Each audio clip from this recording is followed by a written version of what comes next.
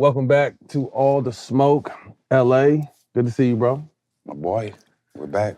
Yes, we got two friends of the program today promoting their new film project, legendary fellows.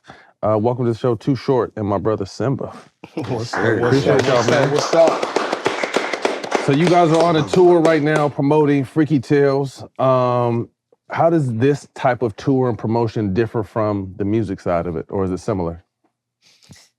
Man, it's it's the grind, man. When you got to go out and hit the spots and let people know about it, you really don't get paid for that. So that's the part of the grind, the promotional side where it ain't all glitz and glamour. I personally don't like moving around for free, but it's a part of the job, man. You gotta get out there and promote, man. I'm getting on these planes, waking up early.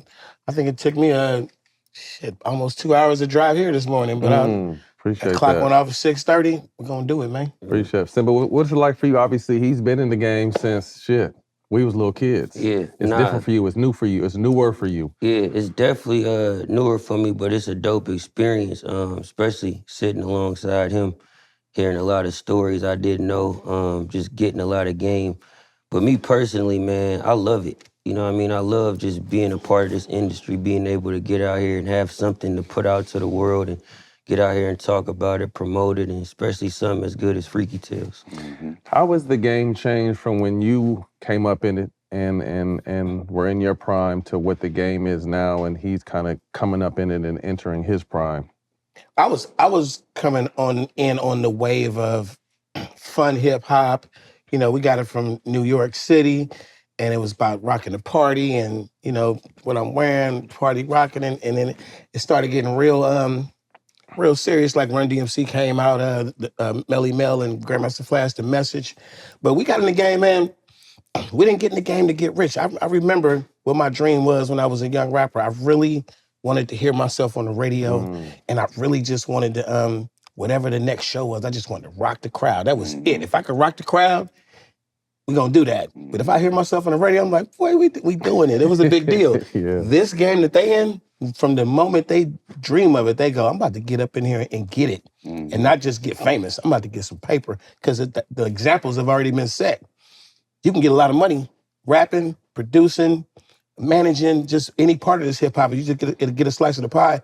It's money in on it. So I love the business part of it. I love the fact that I survived long enough to be, a part of young hip hop when it was just dancing and break dancing and we wasn't getting paid for a show to, wire the money, bruh. And I'm watching my young homies come in quick, and get in the bag quick, because if you get popular, you got multiple ways to get money. That's the one thing I like about you is your versatility in this space. Obviously, you came in rapping, but you got your hands in a little bit of everything, particularly acting now with this project. But how has the journey been for you?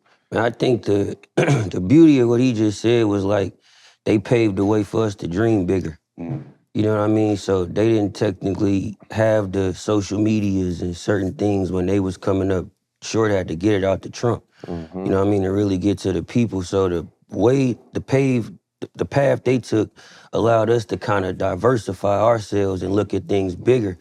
I remember as a kid seeing short movies. You know what I mean? A lot of people wasn't doing movies at that time. But as a kid, that was something I wanted to do. Seeing Pac, you know what I mean? Seeing DMX, seeing these prominent characters be rappers, but be actors and can also do commercials and write films as well. So that was just always something I wanted to do, and it's a blessing that I'm doing it now. Oh. Playing Young Short and Freaky Tales. Yeah. What was that process like? I mean, we all grew up and know how he talk and know how he rap, but how was that process of becoming him? Man, it was like the coolest shit ever. Cause it was like, I'll be telling the story all the time. We was on set one day, and I made it this thing to not break character while I was on set. Like, I'm gonna be too short, even when I walk to the trailer, when they cut everything. So I'm getting ready to go back to the trailer and have lunch. And I got on the old school starter jacket, the A's jacket. Yeah, the green boy. So one of the director, I don't know if it was a director, somebody that was working with the crew, they was like, man, that jacket's dope. I was like, thanks, bitch.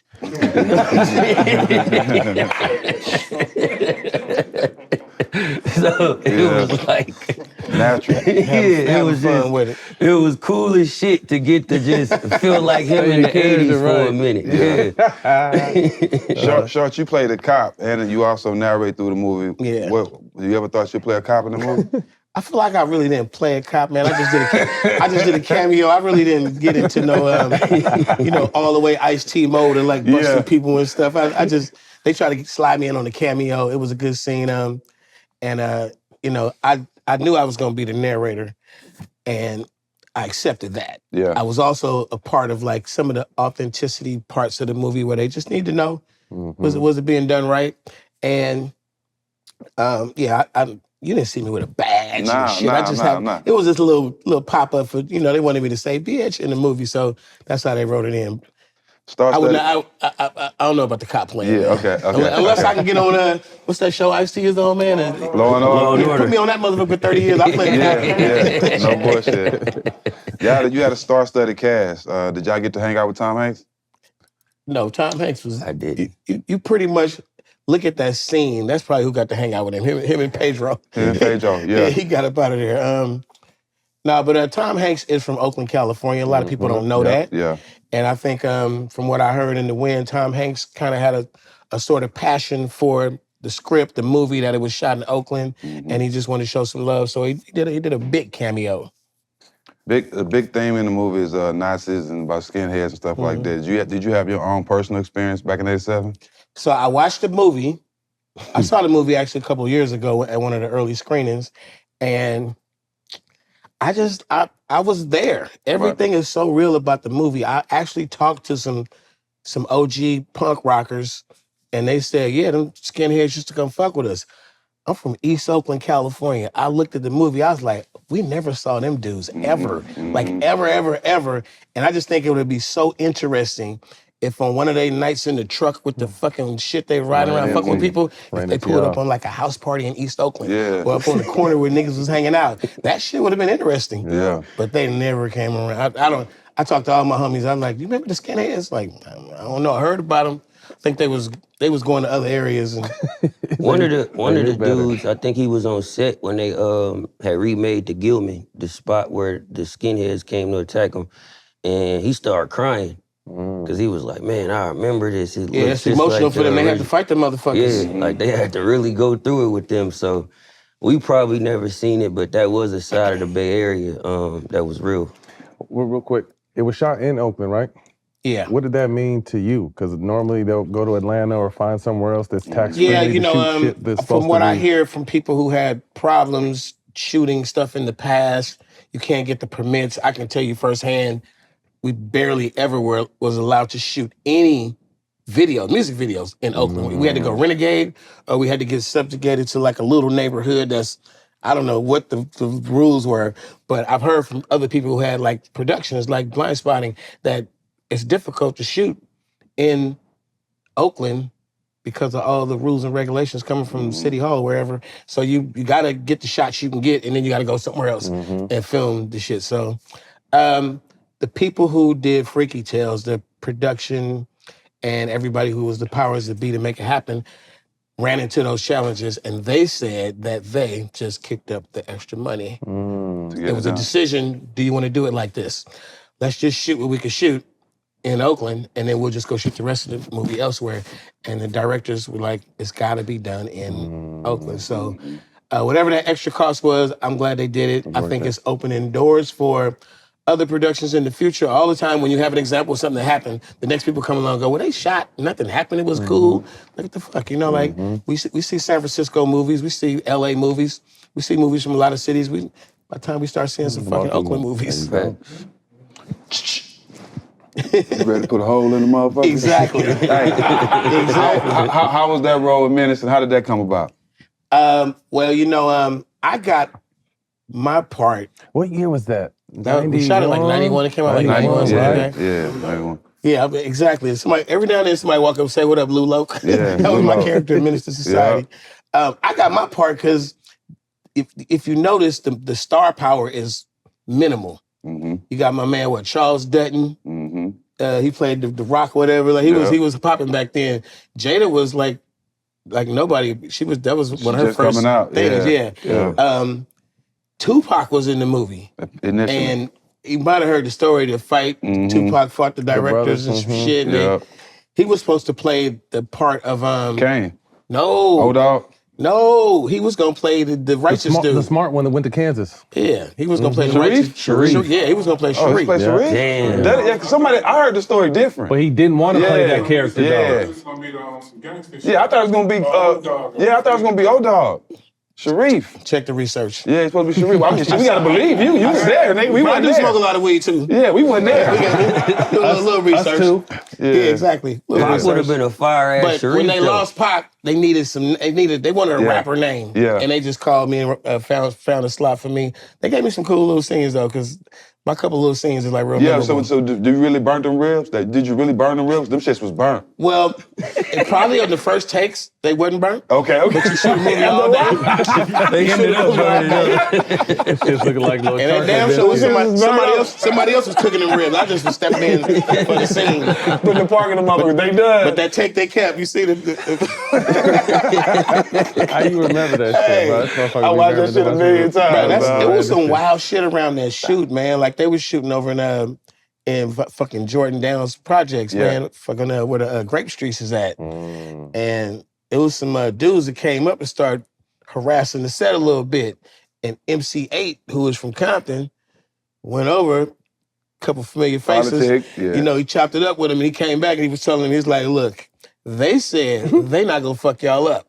But there's some other little niggas that run around here younger than them, that if they come over here, nobody can control them. So you might just want to, they didn't do the proper introduction to the hood. Yeah. Coming in and saying, hey, we're gonna be around for a few days. Yeah. Can we make it happen? They Yeah. didn't do that. And Yeah. it was a little close call. They ended up having to shut down a little early. That's that alley scene they were shooting with the crackhead and shit. Yeah. They probably would have got a little bit more, but it was a fun shoot though, man. That That's movie why was that good. scene was so quick. You notice I'm the only nigga in the movie that point the pistol at O-Dog. He don't never really have no. Yeah. I'm like, they gave me a, and I humbled the little nigga. He like, I had him scared for a minute.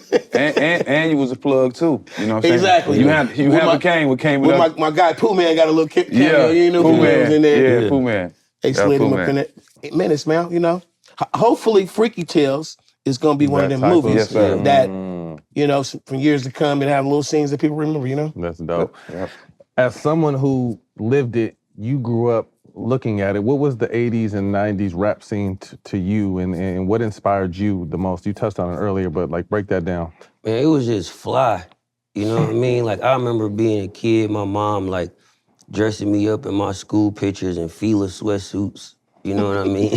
Like, The dope gang. yeah, telling me how to pose and different things like that. So it was always just fly.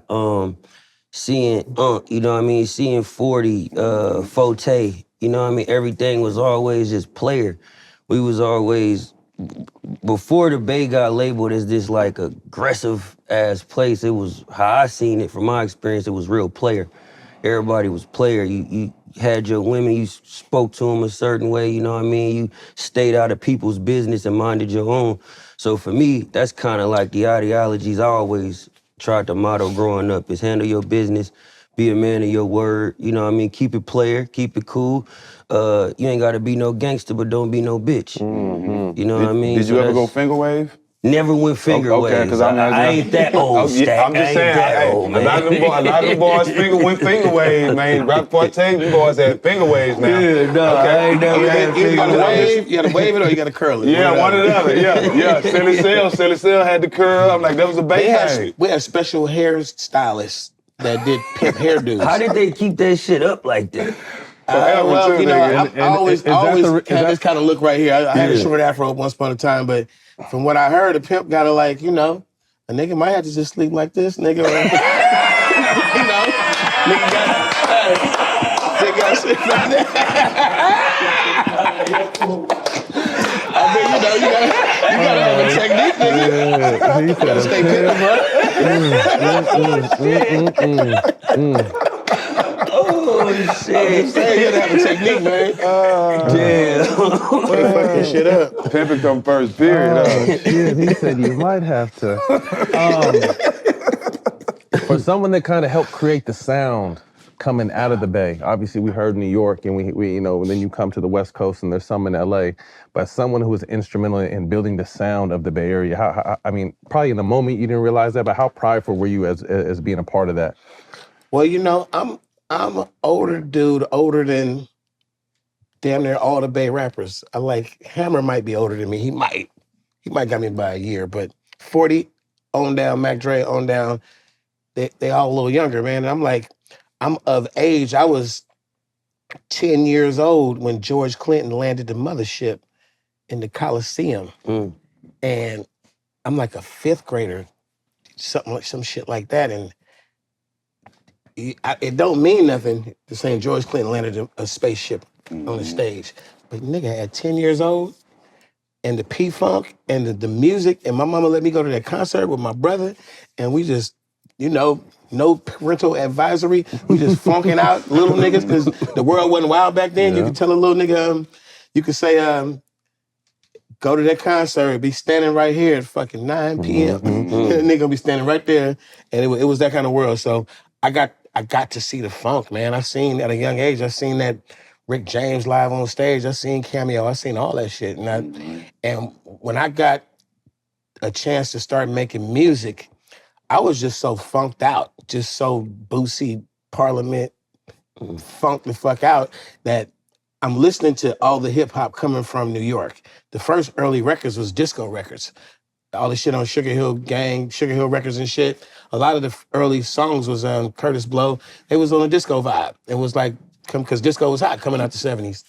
And then they instantly went into James Brown.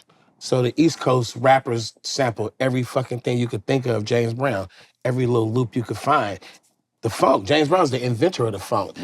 Parliament, Boosie is the next generation. They got it from James Brown. So listen to the shit, and it's my turn to step up to the plate. And I'm like, all we fucking want to do is Parliament. Go listen to Dr. Dre, all this shit when he first started. He's fascinated with Parliament. He was dressing like him. Listen to E40, and it's just funk. It's slow, funky ass funk. So we wasn't really hiding it at then. We was trying to be listen to fucking Digital Underground, fucking Parliament. Like, that's the shit. So I just wanted to do my version of George Clinton, really slow, funky beats. The bass line, drum beat got a little kick to it, and the bass line funky as hell. And then I added on to that shit just a lot of shit talking. And didn't really have any style other than talk a lot of shit. I had a rap partner in the early days, his name was Freddie B. And we used to sit around and we would just make tapes. Like, certain day would be tape making day, other days would be tape selling day. And we would just be like, just vibing on what's moving around the streets and just be like, talk hella shit. So just talk shit. And I think in the midst of styles of MCs in the whole world of hip hop, when they start talking about this style, that style, the flow, you speed up, you do this cadence, that cadence, they really didn't have that category called shit talking. So all these years later, they like, why is Too Short still relevant? Well, Too Short wasn't never the best rapper, but I was the best shit talker. And niggas just wasn't getting it. They wasn't realizing I was just rattling the fuck out the speakers with the hella bass and just talking a lot of shit. And I think that shit went all over the Bay, because the next niggas up to bat was E40. Here he come, whole lot of bass, talking a lot of shit. Next nigga up, Mac Dre. Everything he's doing, talking shit. Here come Forte from the city. What's he doing? He's just talking a lot of shit. So I think all the Bay rappers, we wanted to just lingo it up like the pimps was talking, like the street hustlers was talking, and then all of a sudden it was like the rappers was talking. So we set that tone, and if you listen to a young Bay rapper right now, 17, 18, what is he doing? He's just talking a gang of shit. Even when SOB came out, everybody, just every little era that comes out, La Russell now, punchlining like a motherfucker. Just La Russell ain't even a bad guy. His image is not a bad guy image. But he's still talking, that shit. Talking that shit. So that's our legacy out there. I think, the world should know. They was, all the motherfuckers who was all that super lyrical shit. Should have put a little shit talking in there, man. You can't forget Mac Mall either, man. I know, Mac just Mall. all That's of my us, nigga. man. All of us. We grew up to all that Mr. shit. Fab. It's a We whole grew up to bunch all of that us. shit. It's a dog. whole bunch of us, man. We just 40 calls us game spitters. That's What's what that? it. Hey, what's the little girl's name that's dope from out that way now? Paris Nights. Paris Yeah. Nights. Paris, she's- yeah. I She's like of the her. cloth. Yeah, she Period. cold. I like her. Yeah. The Bay can be considered its own little almost world. It's so much different energy from bridge to bridge. How did you guys embrace Pac and Master P when they came and set up shop out there in the early 90s? I think they made a lot of friends and it became home. So, you know, I always refer to Tupac's quote when they said, "Where you from?" He said, "If I got to call someplace home, I'm gonna call Oakland home because that's where I got the game." And I think that's a big statement because he's from an area in the Bay called Marnier City. Proud of being from there, but he was just like, I came to Oakland and got this certain game. Bruce Lee came to Oakland and got that game shit back before hip hop. It's out there. I heard people like Cat Williams say he went out to Oakland to live for a while just to figure his comedy shit out a little more. So Master P has a lot of alliances in the Bay with people who were doing that independent hustle, how he learned it and how he figured out how to do it his way. He had a record store in Richmond and he just absorbed it, man. Like he was the record store owner, worked in his store, and he was watching all this shit sell independently. So, you know, he figured it out. But it's Shock G said he pimped his way across the USA to get to Oakland to motherfucking make music because he wanted to be out there. You know what I mean? A lot of motherfuckers know that I was born and raised in LA. I moved to Oakland at 14. Turned the fuck out. I never had a dream of rapping or nothing too short. I got to Oakland and it fucking turned me into this shit. So it's just like that, bro. It's in the water, man. And if you knew the history of the Bay Area music, if you just knew the history, it's a lot of fucking history before hip hop. Good shit. Absolutely. NBA playoffs have been wild. I don't know about y'all, but I've been glued to the couch watching these games. And when I'm tapping in, I'm also playing DraftKings Pick 6. For the playoffs, I've teamed up with DraftKings to bring you guys closer to all the playoff action. All new players can play $5 and get $50 in bonus picks instantly. Playing is easy. Just pick 2 players and pick if they'll have more or less of a stat. Download the DraftKings Pick 6 app now. Use my promo code SMOKE when signing up. The crown is yours.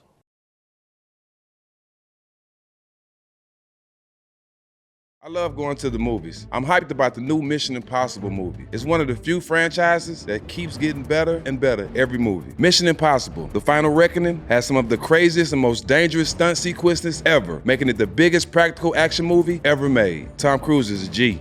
Facts. I'm excited to see the reunion of the team with the incredible global cast. It's the best and biggest mission yet and the most fun you will have at the theaters this summer. Check out Mission Impossible in theaters May 23rd.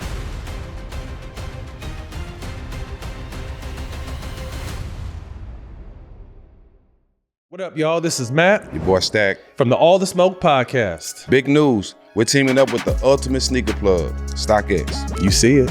It's on our feed. Let me put you on to something real quick. If you're serious about sneakers and style, you need to be on StockX. For the rash kicks to the latest releases, StockX gives you access to everything you need to level up your game. No more missing out, just straight up access to what's next. Head to StockX.com or download the StockX app to level up your collection. It's the game changer.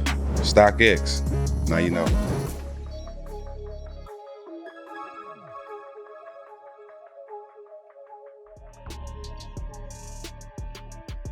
Is there anything that you envious about that the 80s and 90s rappers got that you didn't, that y'all don't get in this era? I think it was way more solid. I think one thing I say is like,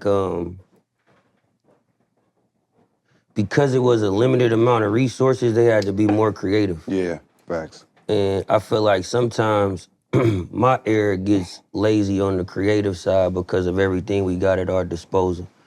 When you hear some of them, like he was telling me he had to rap Freaky Tales all the way through. I'm telling him like, you know how long it took me to punch that shit? Like I had to re-rap it for the movie and it took me like damn near like a whole day to like rap that shit. And I'm punching, taking 5-minute breaks going. And he was like, nah, I had to rap it all the way through. He like, that's why you could hear certain things in the background, that's all. But he was like, man, I used to like it like that. The flaws is And part of the we art. couldn't afford that studio time either on them early albums. Yeah, so I think the creativity, I'm somebody that like, I kind of overthink a lot, especially when it come to writing my raps, because I never want to feel like I'm wasting thoughts or just saying something to say it. I'm always trying to say something that's important, especially when it come to our culture. And I get that from the 90s, you know what I mean? From the 80s, from the Bay, you know what I mean? Even like he was just talking about shit talking. One of my biggest moments was the LA Leakers freestyle. And when I said, I never let a woman make me feel less of a man because I don't want to buy her Birkin. That line actually came from when Sweetie said, if he don't buy you a Birkin, send him back to the streets. You know what I'm saying? So I was like, well, send me back to the streets. I send you back to your mama house. You know what I'm saying? Just, like you said, shit talking and just, but having something to say, you know what I mean? Having something to stand on for my community and my culture or what we believe in is what I take from them. Same question for you, Sharp, but flip it around. Like, they have access to so much, social media and all that. Is anything that you wish that y'all would have had that you kind of envious that they have now? Well, the tools are way better, you know, technology. It's a give and take for me though, because what technology brought along was a way to reach the masses. But then there was also a really fun aspect of not everybody knowing everything instantly. It actually, to me, it gave songs a longer lifespan, and I don't know, I used to meet people by doing a show and jumping off stage and walking through your city and just meet people.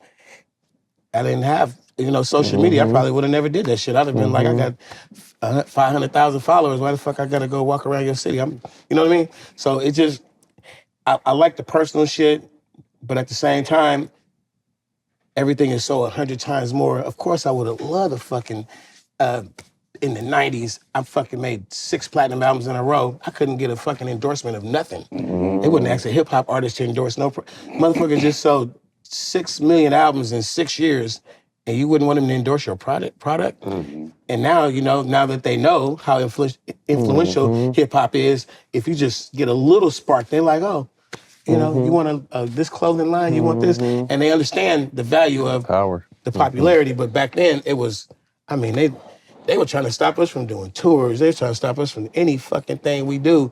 We pull up, it's like, those are the hip hoppers, the bad guys. So I would love to be in the era of floating shit through this fucking digital, these ones and zeros, and just send my shit to London listen to this MP3 and fucking, how are we sending a fucking song across the ocean in 10 seconds? The fuck is that? You gave me a hard drive with about 50,000 songs on this motherfucker, man. I'm still listening to this motherfucker. And if it was the 90s, I would have had to give you like fucking 20 crates of records to give you that music. Hey, but yeah, it's lovely, man. But my only thing with right now, the only thing I don't like is the way that the streets are entwined with the rap shit. Because the streets always financed hip hop. Right. The streets was always the backing and the banker of hip hop movements. But the street guys would be like, this is our legitimate thing. Yeah. Keep it legit. Yeah. And it stayed in a certain place. Now it's like, nigga, the rapper himself would get off stage and shoot you. Yeah. Nigga, did you just throw that nigga? Like, it's like crazy that we was thugged the fuck out, rolling with any type of vibe you want to think about. But the shit had a certain level of, it made sense. And I just think that if you got something so valuable as hip hop, we pull up in the room. This the nigga who gets all the money for the movement. He the last nigga that's finna get in trouble. He the last nigga that's finna get hurt. The movement is shielding him. Like, nigga, we gotta do some dirt. Get him to the car. That's the bag. Yeah. Why is the bag over here in the middle of the fucking fight? Yeah. Like, it ain't making no fucking sense. I think the thing with that, because you're right, I think the problem with our generation is like, they kind of start disrespecting the support, right? So niggas start feeling like they the reason. So you able to move this way and move around the hood and have this influence because of us, but then you start making this money and start believing it's because of you. So now the people who was funding that is like, nigga, you really rapping about my life. I could do this too. You know what I mean? So now they didn't put themselves in front of the camera and made that same amount of money. And it's like, what I'm gonna back you for now when I could do the same thing. And because of this, they made the world one big neighborhood. How you can't get to the people. Yeah. Well, the shit is $1 billion business, and motherfuckers need to like fight somewhere else. Yeah. You know what I'm saying? I agree for sure. They are not fighting on the NBA courts anymore. Facts. Max, they not fighting on the courts no more. Facts. It's a bag. Yeah. Facts. Yeah, it's a bag. Shout out to Uncle V too, man. Uncle V came out and rocked with me for All-Star Weekend. You know, that's one of my favorite people in the world. We be on the phone, he be like, man, that motherfucker right there, man. That motherfucker Pepovich, man. I couldn't guard that motherfucker, man. I can't stand that motherfucker.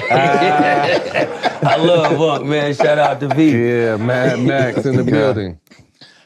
80s and 90s or today, who got the best groupies, the best looking groupies? Today. Groupies? That's the part you left out. You know you would have went crazy on Instagram if you had it back then. Because, you know, you can basically build the bitch today. Yeah, today. You can build a whole perfect bitch Say, today. man, when I was coming up, if a girl had a big ass, it was real. That was a big ass. Yeah, it was real. It was nothing but her grandmama and her mama went in there. That was beans and rice, all Come that. on, man. And Yeah. I feel so bad for for my generation, for the kids who inherited that ass, who got to compete with fake asses. Yeah. Like, that shit is like religious, man. It's special, man. That motherfucking that out. That And natural. you tell me you could build one? Fuck that. Yeah. Fuck that. Fuck that. That's going on. I've seen too many real ones that even I can't honor. Yeah. I can't honor the. Talk to him. But like I said, y'all paved the way. You see what I'm saying? To build it? Word. Y'all paved the way, Word. man. They got options to explore now. You know what I'm saying? Word. You ain't never had a 90s groupie. I was about to say, it gotta be 90s. I'm thinking 90s. 90s? Gotta be 90s. What was the 90s groupies It's like? natural, beautiful. After they leave, they just be happy. Ain't no posting, no motherfucking secret footage. Extortions. Okay. I get None what of you're that saying. shit. No lies after the shit that happened. Come on, bro. I get what you're It saying. changed. Everything is a gamble now. Getting flued out wasn't a thing. That's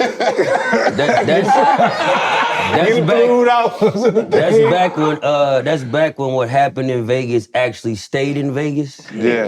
Gotcha. That's like when a t-shirt meant something. Yeah, gotcha. The expectations now are crazy. Sean, you survived every era of hip hop, to be honest.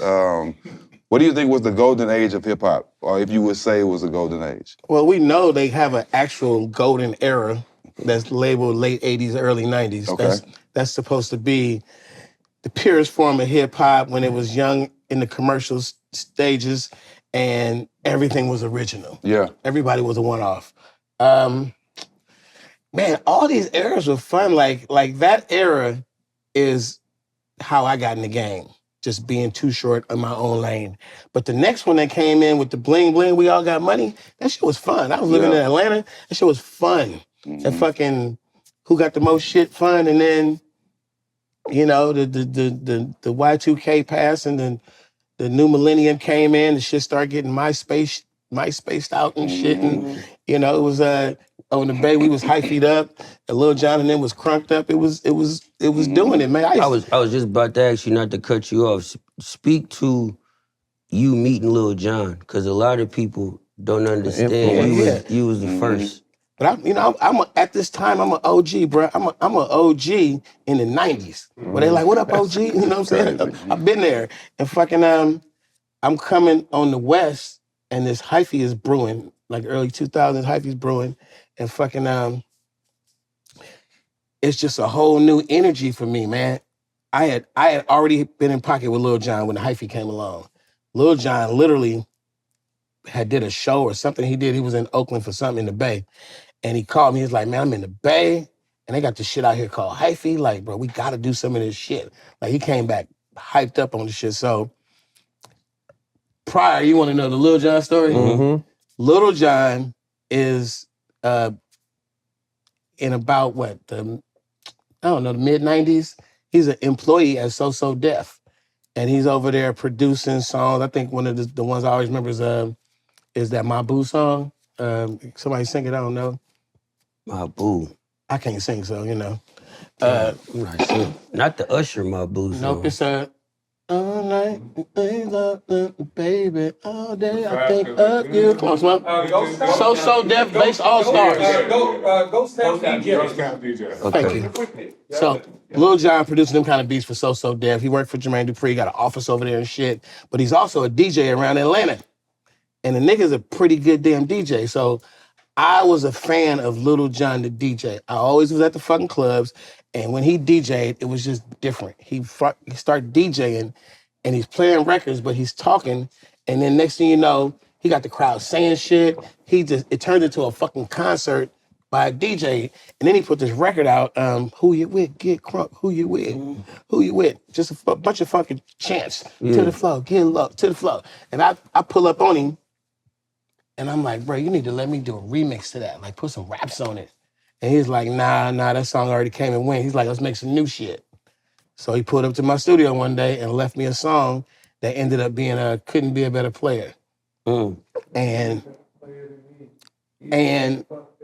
he left the song. I wasn't there when he came. He just left this fucking song, tracked out on the machines. He sat there. I don't know if he mounted them. It was just there. So I put some raps on it, got it back to him. We liked it. We went to go shoot the video and shit. The song blew up. And then he's in a situation with an independent label in Atlanta. A label that was an associate of mine. I knew the guy. I did some business with him.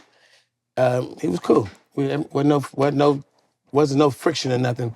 But he said Lil Jon owed him some money, and he just, fuck Lil Jon. Lil Jon was like, he's shady, whatever it was, the dispute, fuck him. So they was on fuck you for life. So I just stepped in and was like, bro, how much money is it? I've got some business going on with Lil Jon. I can't, this, whatever. Broke him off on some homie shit, and then fucking came to Lil Jon. I was like, you free to go?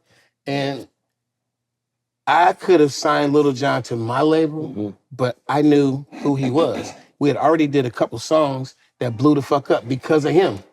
He went out there. Oh yeah. Excuse me, I don't mean to Don't worry about it. Just go and stretch. Lil Jon was the kind of dude who had a network of DJs, so he could break a record.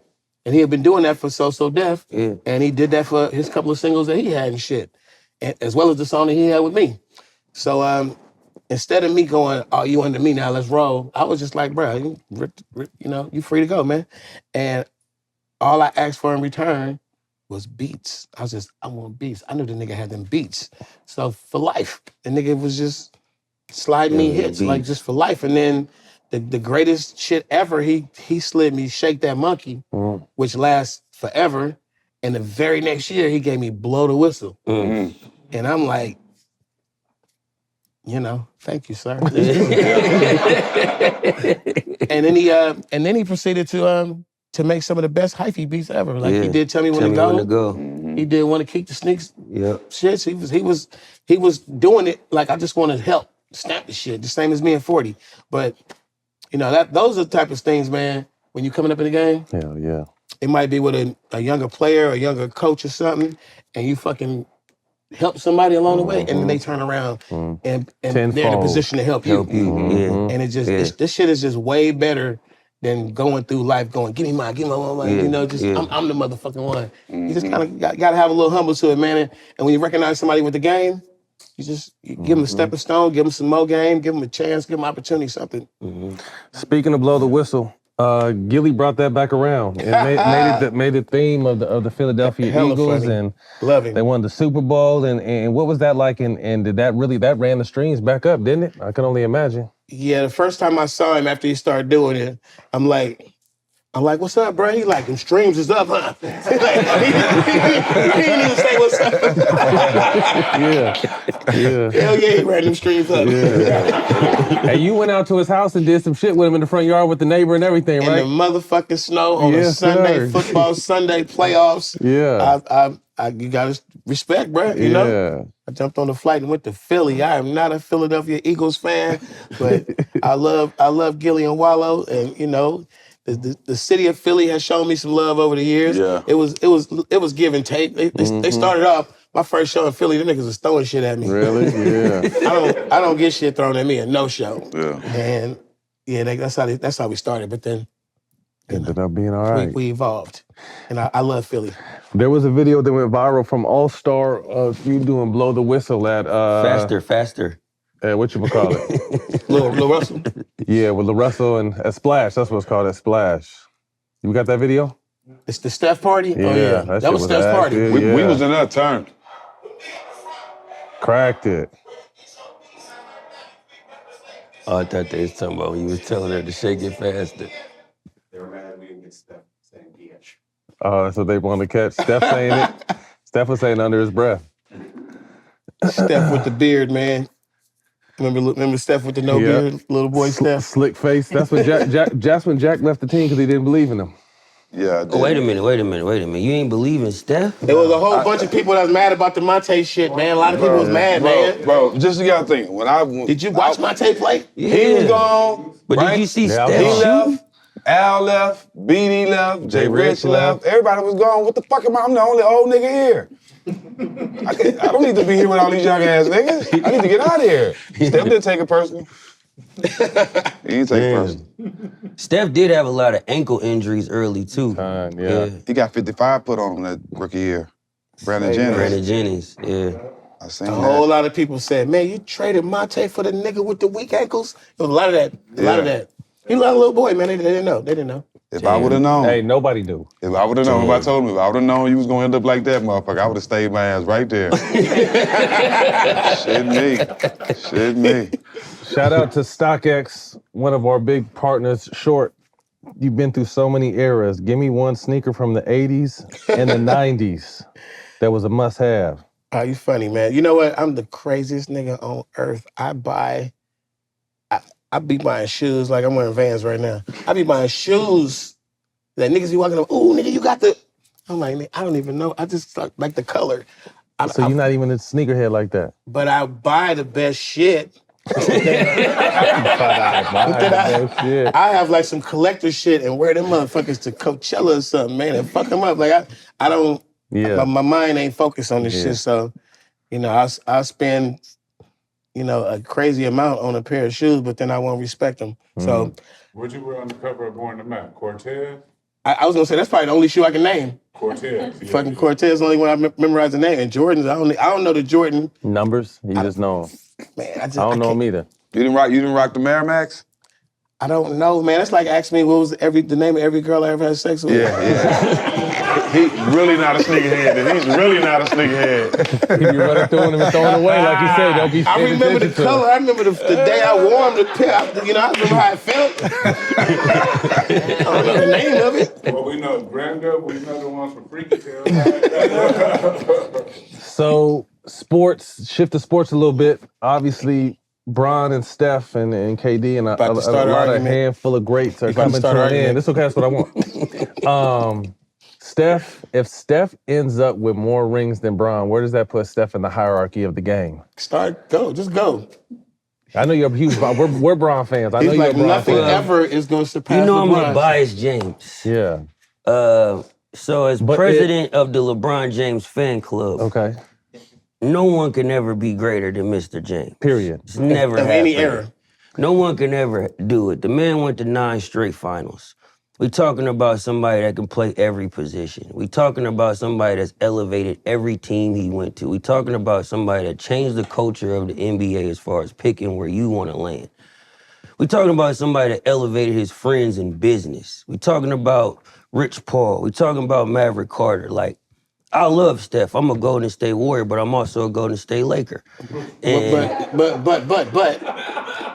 But what about the player who, if he gets more rings, and he changed the fucking game? Like, he changed the game. Definitely. So question, Definitely. so technically this is, and I don't disagree with Bron's greatness, but on Bron's watch, someone got more rings than he did. and changed the game while he was at and it. that's hypothetical because Well, they're look both at what he Changed was- how the game Hey, was now, played. a couple people ain't. Well, look at what he was up against. What? He had to deal with KD and the Warriors for 2 years. But he got 2 of his rings playing with Bosh and they D always Wade. to the KD shit, man. Yeah, but they had to round up for the Celtics. He The got Celtics two. had a lot He got going two on the at same the way the time. Warriors got two. The Warriors got two with KD. He got two when he went to Miami. But it wasn't like Bron went and got another top 3 player. Yes, he did. Dwayne Wade wasn't the top 5 player. at the time? No, I'm saying when he went to Cleveland. We leaving Miami out of this. Oh, okay. That's how you Leaving like Miami Where out they of leave this. KD out? Come on, bro. Miami out of this. Come on, bro. Hey, bro. I think right now they even Steven. They even Steven right now. Yes, but Kyrie He was had- drafted there. Yeah. It wasn't like he asked Kyrie Kevin to Love come was a there. top 5 power forward before he went there and sacrificed his whole game. Kevin Love was Come top on, man. 5. What y'all got against LeBron? Nothing at all. Nothing. I just want to hear Nothing your at point all. of view because I know you from the Bay and you're a LeBron fan. That's why I asked the question. I think to me, Steph Curry has changed the game. Could for he sure. pass him up if he get another ring? To me, no. To a logical theory, yes. To a logical theory. But I would say right now, man, personal opinion, man, as ambassadors of the game and accolades in their careers, I put them brothers, even Steven, they have done so much for basketball. Greatness. For sure. Just because they fly the straight arrow of not tainting the brand, as so many players be ourselves. I'm a player. I'm not a basketball player, but I'm a player. We tainted We the be brand. ourselves. Yeah, We changed the brand. We We tainted the guilty. brand. We You know did. what I'm saying? So I just think, man, I don't think either one has surpassed the other one at this point. So another ring, I don't think another ring would even make it when it's said and done because of how long they played and what they did Both all the great. way through their entire Yeah, careers. both great. They still gonna it's gonna be the LeBron Steph era. For It's not sure. gonna be, And they both- It's not gonna be the Jordan era or the Magic era. It's Yeah. they both gonna have to share that forever. And they both like changed the game. Like I'm saying, Steph made the 3-pointer almost just as exciting as a dunk Changed the game, at bruh. this point. Changed the game forever. So I'm wanted to just say the it. biggest LeBron fan because that was always my favorite player growing up, and he rocked with my music. So I'm always be LeBron James. Yeah, I don't think Steph can pass LeBron on my list. I think LeBron's gonna always be number 3, regardless if Steph win another championship. Just the career LeBron has Who you had. got before LeBron? Come on, man, don't play with me. It's only 2 people: I'm just asking a serious question. Bean and MJ. Like, You put Mike before LeBron? yeah, because he's a And there better we start. basketball player There we than start. LeBron. Gosh, here we go with this. A better basketball player. Bron had a better career. He has the best career than everybody. But I'm talking about on the court playing basketball. It ain't 2 people better Put than LeBron in the 80s, Stak. But Jordan. In any era, it's just gonna be the same thing. Jordan would have been nice in this era, but would it look like how it looked in the 90s? Yeah, they say he might average 50 now. They couldn't play no D on I him. seen somebody send me a clip this morning of a player, Jordan, dunking on Barkley. It was somebody passed him a baseline. Drop step. Draymond would have never let that happen. Shit. Draymond would never. Draymond would never let that I'm happen. like this. He would have never let that Draymond happen. ain't Stak. doing nothing that Bill Lambert, Rick Mahorn, they was doing the same thing to Jordan, but worse. They busting his lip. Draymond wasn't letting that happen, man. Man, I don't think so. This ain't going nowhere. Yeah. Yeah, this ain't going nowhere. We just had this to the point where Draymond couldn't do nothing with Mike, man. Draymond would've got dunked on too. This episode is brought to you by Boost Mobile. Boost Mobile is now a legit nationwide 5G network. I know we stay joking, but let me take a second to put on my serious voice. Because this isn't a joking matter. Me personally, I would never joke about a 5G network that has invested billions in building 5G towers across the country. Me neither. Not even once. Me neither. Feel me? Boost Mobile is now a legit nationwide 5G network and also provides coverage across 99% of America. Seriously. Visit boostmobile.com or your nearest Boost Mobile store for more information. The Boost Mobile network together with our roaming partners covers 99% of the U.S. population. 5G speeds not available in all areas. You ever had one of those moments when you want to elevate your night? Maybe it's a dinner with friends or a celebration that calls for something extra? That's where Grand Marnier comes in. You probably heard of it, but have you tried the signature drink? The Grand Margarita. It's the twist of a classic margarita. It has the smooth richness of Grand Marnier's cognac. And combined with orange liqueur, a bit of citrus, and just the right amount of sweetness, with a taste like that, it's perfect for any occasion. Whether you're chilling at the crib or out with friends, A Grand Marg remixes a regular cocktail into something extraordinary. Don't just settle for a good cocktail when you can have something grand. It's about making your next drink one to remember. So when you're making your next margarita, remix it and make it grand with Grand Marnier. Grand Marnier liqueur, 40% alcohol by volume, 80 proof. 2025 Campari America, New York, New York. Drink with style, drink responsibly. I've teamed up with DraftKings Pick 6 to give you guys some picks for these playoff matchups. For Thursday night, Warriors versus the T-Wolves. I feel like Draymond Green will have more points than DraftKings Pick 6 has him at because the Warriors are a better team when he's aggressive and he scores.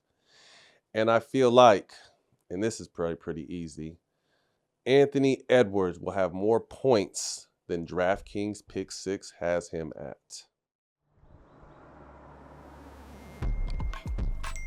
Jesus. God damn, bro. You okay over there? Man, this is crazy, man. These girls won't stop hitting my phone, bro. I thought you just said you was dry a couple weeks ago.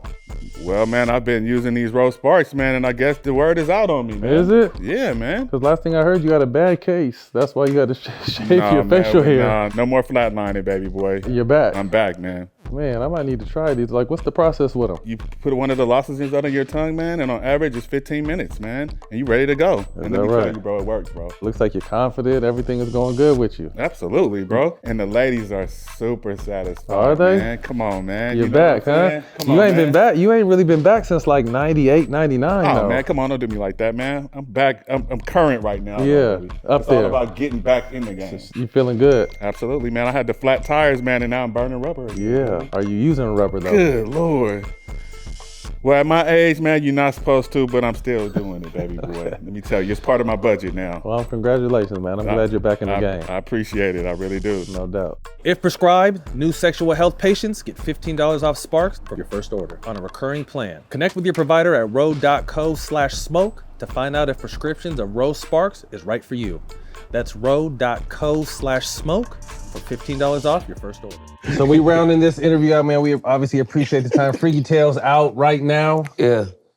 How excited are you just about this? Again, I heard you talking before. You're taking this shit serious. How exciting is this kind of this not necessarily a transition because you're still doing music, but being able to step into Hollywood and be an actor as well? Not putting yourself in the box. I salute you on that. Yeah, no, like I said, man, it's a blessing. You grow up as a kid watching the entertainment space and just want to be a part of it. You know what I mean? I feel like for so many years in the beginning, I was just happy to be here.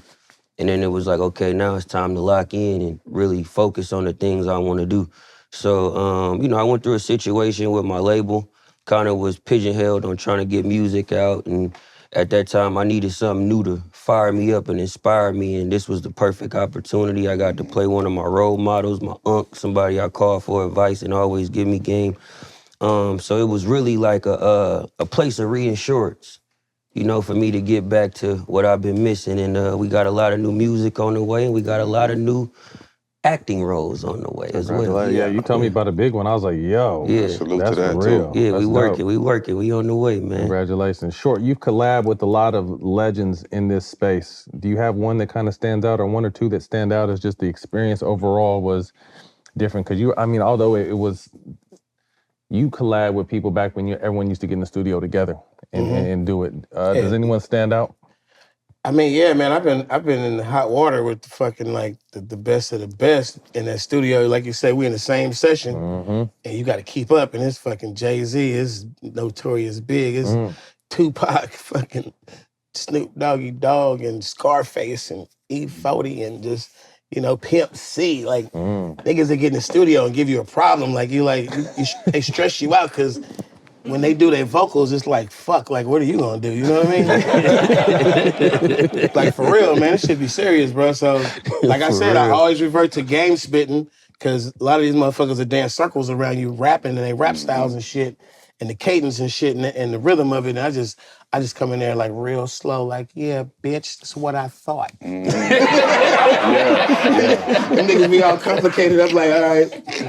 So, I just feel like my favorite artist to always work with was E40. That's why we have so many fucking songs together. But I love being in the studio with guys like Pimp C and Pimp C got his whole Scarface, style from you. because these niggas are also musicians who make beats, who would do the hook. And like you making a song and you just sitting there starting to write a verse, and C already got the hook. And some more, niggas be knowing Pimp C for like his rapping and shit. Yeah. But listen to how many UGK songs this nigga is singing. Yeah, He be in the studio really singing and got a good voice. Ain't that a bitch? He got a real voice, like the nigga was in the choir and shit, all you know? the time. So yeah, it was just fun. Like motherfuckers come in, spark the weed up. Eric Sermon is another one. Talented. Hit the beat. The Super beat. talented. He Green made Eye the beat. When he make a beat, he just hit the drum machine so fast, and then shit. Like he one of them motherfuckers really fast, and then he go in the booth and just spit a 16. Like, nigga, what the fuck did you put that together? And they just had that talent, man. He do that shit too, man. Like, I ain't got no rhymes on deck right now. Like nothing. There's nothing. If you said spit something, I had nothing. You got what I'm right now, right? What you got for him? Where's his solo at? Yo, y'all want one? Yeah, we need one. That's your solo right there. Penitentiary chances, record label advances, predatorial practices keeping us from advancing. They put a price on your innocence, ignorance isn't fashion. Eulogies in our captions, dying became a passion. The internet converted corporations to a catfish, exaggerated status only validates your capping. See, IG replaced the OGs, some of them stagnant because the examples that they set was modified to move us backwards. I'm on the phone with Uncle Shorty, talk it up about so much that I can't discuss, I listen to him. Cause every key he gave me opened doors I couldn't get into. A lot of y'all advice lack experience and principles. Came up off advantages of niggas you was living through. Ran into a bread and got some bird and now it's pigeon food. Niggas playing keep up, chasing everything these bitches do. Okay, you got a Benz, I got a Benz, but the difference is I've drove every class. I'm the principal. Drop top, G-Wag, Louis Vuitton ski mask, Tuscan leather seats. I sink in them like bean bags. My new bitch bad, ass softer than sea bass. She stick to the code. That coochie came with a keypad. I bust down the road to create barriers for niggas. I pull up in that ghost, it's getting scarier for niggas. See, real G's moving silence like Wayne said. Everyone's a menace till they end up like Kane did. You niggas brain dead. Whoa, whoa, whoa, whoa, whoa. Yeah. That's what we got. That's what we got to look forward to, huh? Yeah. Quick hitters. First thing to come to mind, all-time Warriors starting five. Y'all can do it together. Steph for A team sure. we putting together, or a team that was together? No, team you're putting together. Oh, Just five dudes from any era. Steph for sure. But my first one would be Mitch Richmond. Money Mitch. Mitch Richmond. That's the real Michael Jordan. I'm going my nigga Stak. Stak, yeah. I'm going my nigga Stak. Yeah. We got Steph, Mitch, and Stak. You gonna pick some more? You pick one, I'm gonna pick one more. Baron Davis. Baron Davis. Y'all are small. You better get somebody tall. And I'm gonna go. We play small ball anyway. I'm about to say the Warriors changed the game, bro, with the shooters, man. What you talking about? Draymond Green. Yes, sir. That's solid. Draymond Green. That's Solid, solid. You know, he solid, guard solid. 1 through 10. Yeah, we going He with guard Draymond. everybody in the building. One album y'all can listen to with no skips. Short, start with you. An album with no skips. Anything Ice Cube made. I run all Ice Cube albums front to back. Mm-hmm. For me, I would say 50 Cent, Get Rich or Die Trying. Solid. That's another goodie, yeah. Solid. For sure. Starting with you, Symba, childhood crush. Kyla Pratt. Oh, wow. Took us back. Childhood crush. Short. Shit, Pam Grier, motherfucker. You said childhood. Yeah. Pam Grier. And as a little boy going to the movies, you got to see Pam Grier's titties, man. As a little bitty boy. So yeah, that would be my first Got to crush. see him. Guilty pleasure that you could talk about. I plead the fifth. Guilty pleasure. Man, free shit. I walk in places with a pocket full of money and they keep giving me free shit. Hey, speaking of free shit, we got some free shit for y'all right There here. we go. We go. Right on time. Right on time. Appreciate it, man. Before y'all Appreciate get out of it. here, last question. Go ahead. If you guys could see one guest on our show, who would it be? But You have to help us get your answer on the show. I'm gonna say the same thing I said last time. LeBron James. Dang, yeah, we Come waiting on, on man. it. You the president of the fan Yeah, club, bro. yeah. Yeah, You know, make that happen. they Make that happen. recently, I talked to Mav. He's stepping outside too a little bit. They're gonna upgrade me to Bronny's fan club as Okay. well. Yeah, We'll take him too. I'm gonna talk to the team and I'll get back. Yeah, appreciate it. Appreciate that plug. Short. Hey. Who should y'all get on this show, man? Let me think, man. Somebody good for all the smoke. I don't know, somebody that's a super smoker, man. Like who? So we just smoked with all of them. We haven't had Kenny Rogers. We ain't had Be Real. Be Cypress Real. Hill. That would be. He's a real good conversation, man. Like Be real? for real. Yeah. You gotta holler at B. Yeah, Legend in the game. Well, that's a wrap, man. We appreciate you guys. Freaky Tales out now. Go check it out. And obviously a lot of other stuff coming down the pipeline with both these dudes. But man, thank you guys for your time. We appreciate it. You can Thanks catch for having this on us. All the Smoke Productions YouTube and the DraftKings Network. We'll see y'all next week. See y'all.